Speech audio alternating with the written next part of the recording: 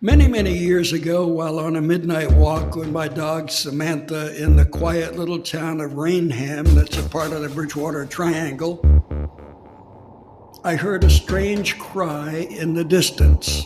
It got louder, and soon, into the middle of a circle of light cast by a street lamp, walked a 3-foot-tall little creature.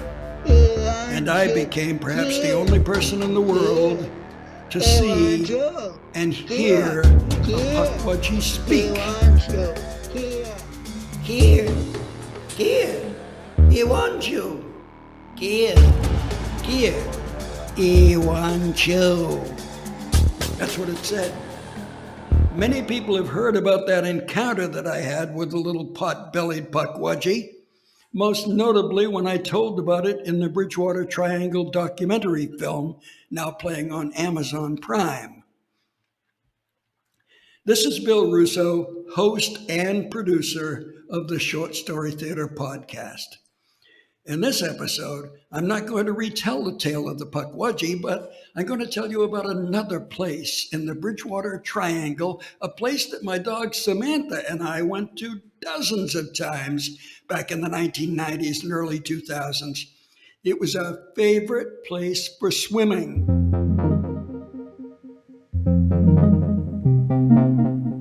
It's called Lake Nippanicket, the quiet little nip. This pond in the Bridgewater Triangle is more like an enormous bathtub or a backyard pool than a lake. It's just 3 feet deep on average and 6 feet deep at its deepest. The bottom is sandy from the shoreline to the very center of the 354-acre pond.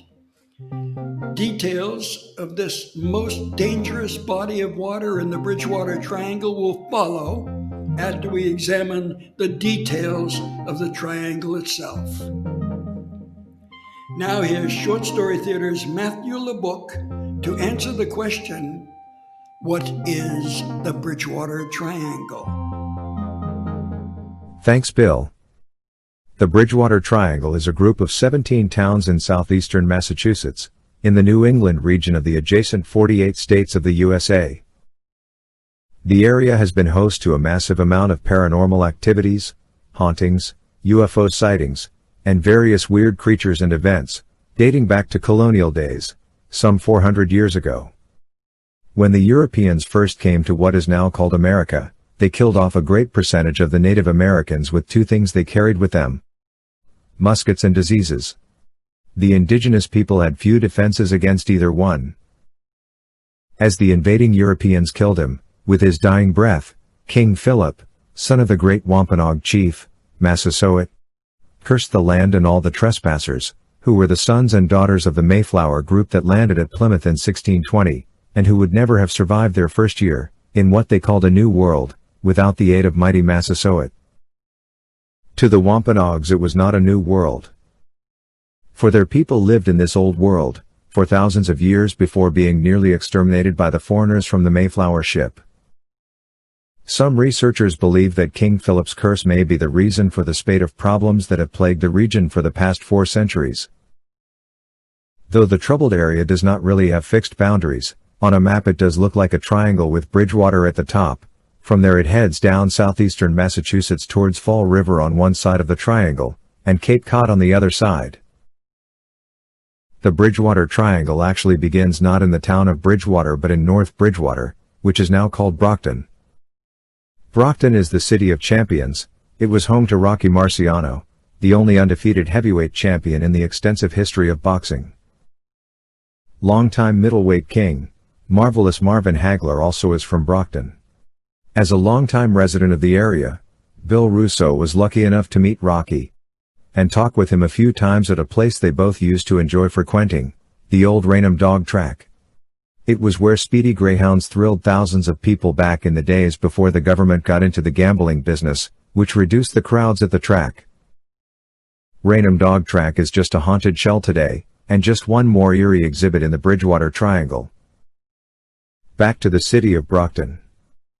Bill Russo was also lucky enough to see the legendary Marvin Hagler, who used to ride the city buses in Brockton, in the early days of his career when his paycheck for prize fighting was just $50 a fight.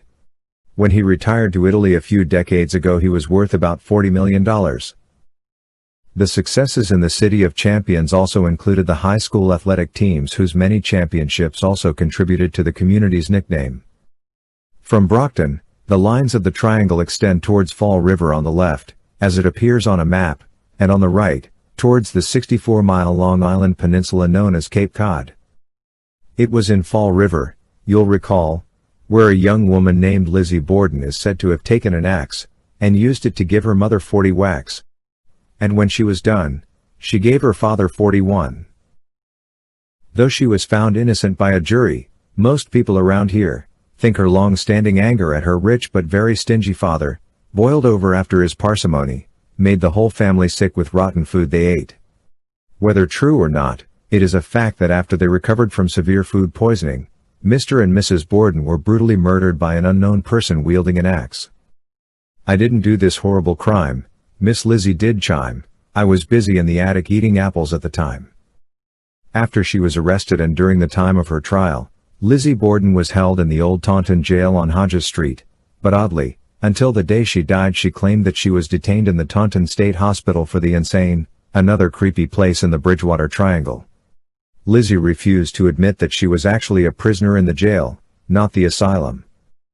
But now let's get back to the Nip, once again, the producer of short story theater, Bill Russo, with an ode to the Nip.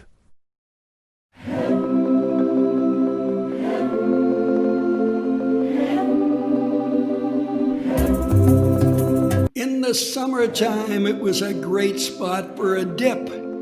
That scary lake the locals call the Nip. Though long but scarcely 6 feet deep, it sent a dozen souls into an endless sleep. The selectmen, after a long legal wrangle, sealed off this eerie part of the Bridgewater Triangle. Back to you, Matt. Lake Nippanicket, known in southeastern Massachusetts as the Nip, is a deceptively serene-looking 354-acre body of water that was for many years one of the most popular swimming spots in all of New England. Lake Nippanicket is a natural pond, with just under 5 miles of shoreline spread across the two triangle towns of Bridgewater and Raynham. It borders the Hockomock Swamp. It forms the headwaters of the Town River, and is part of the Taunton River watershed. This quiet little pond became known as perhaps the most deadly place in the Bridgewater Triangle, after each new season produced new drowning victims. Eventually the town officials decided to forever close the lake to swimming, or even wading at the shoreline. Violators can be fined or jailed, or both. What is so strange about the situation is that the Nip is a very shallow lake. Most of the pond is just 3 feet deep. At its greatest depth, most of the basketball players in the NBA could walk from the north shore of the Nip to its south side without getting their chin wet, because at its greatest height, the water is only 6 feet deep. The average-sized adult can literally wade a quarter of a mile along the sandy bottom towards the middle of the lake, before the waters reach his or her shoulders. Back around the turn of the century, Bill Russo and his Rotshep dog Samantha spent many hours splashing around in the Nip. It was Sammy's pond of choice. Lake Nippanicket has little development on its shoreline, so it's a perfect place for anyone to bring their best canine buddies. Bill said that he and Sam had a few other swimming spots in the area, but they both preferred the Nip. Bill and Sammy spend many days over several summers at the Nip, and they never encountered a problem or were witness to any drownings or paranormal events. But, each year in the period leading up to the 1990s, one or more persons would somehow manage to drown in the strange little pond, which is not much deeper than a bathtub. How then could the shallow pond be guilty of sending so many victims to a watery grave?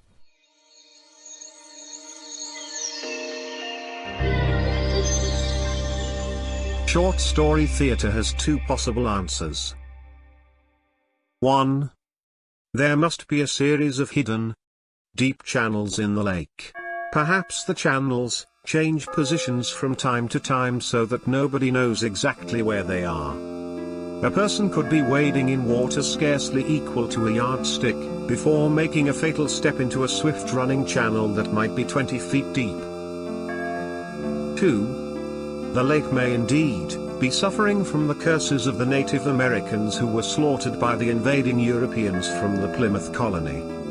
This is a theory subscribed to by many people who have studied the lore of the Wampanoag tribe, which was responsible for saving the lives of the 1620 Europeans at what is now called Plymouth. As a reward, a generation later, most of them were slaughtered, or sold off as slaves. You could Google King Philip's War for more information.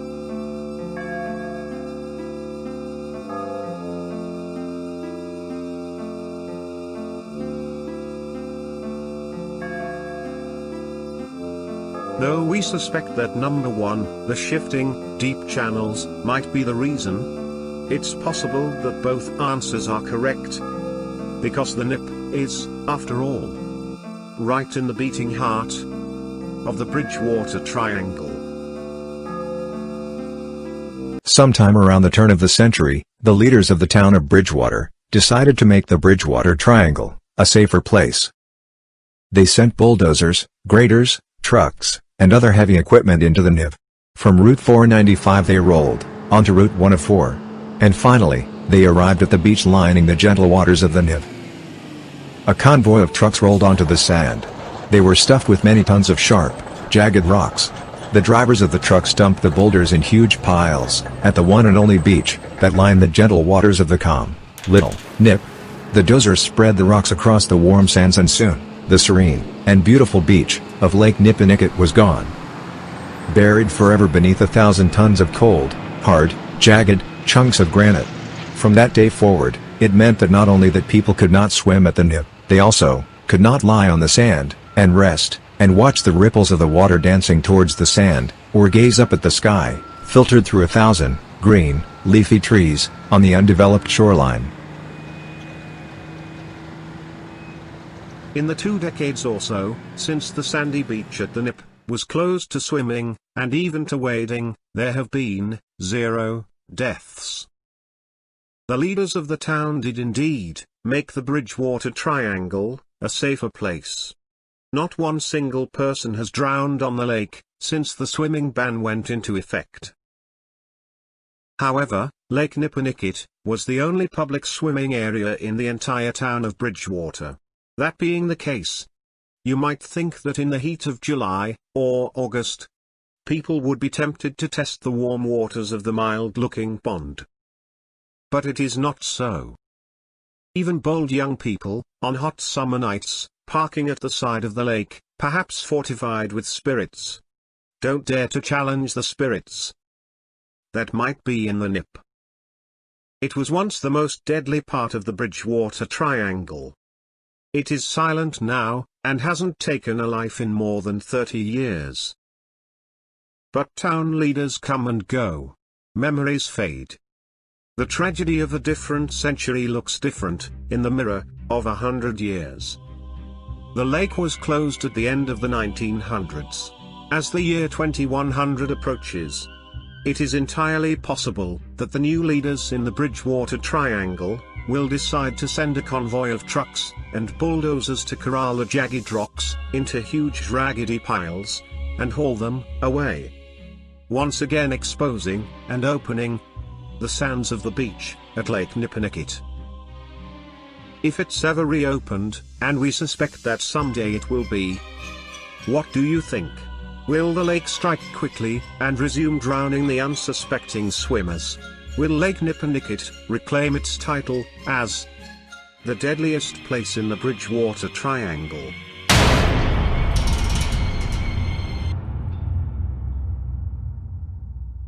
And so closes this episode of Short Story Theatre. Bill Russo's report of his midnight walk, when he and his dog Samantha encountered a Puckwudgie, has been told many thousands of times. It is featured in the documentary, The Bridgewater Triangle, now playing on Amazon Prime, on Destination America TV, and in Season 1 of Aaron Mankey's production, called Law. It has been told on overnight radio, on the Coast to Coast show with over 6 million listeners, as well as in other radio and TV shows, podcasts, and in books. Bill lived in the Triangle for many years. He has lived in, and visited, most of the eerie parts of the Triangle, but, he still says that the place with the most deadly potential, is the deceptive-looking Lake Nipponicket. Looking. That's the key word. Many people who go to the Nip, even now in the 2000s, say that at night they get the feeling something is looking at them. Something scary, and something deadly, is always lurking and always looking. So if you're planning a tour of the Bridgewater Triangle anytime soon, make sure you put Lake Nipponicket at the top of your list. That's it for this edition of Bill Russo's Short Story Theatre. This is Basil Nightingale speaking. Please share us and like us on social media, and most important of all, please come back again soon. Won't you?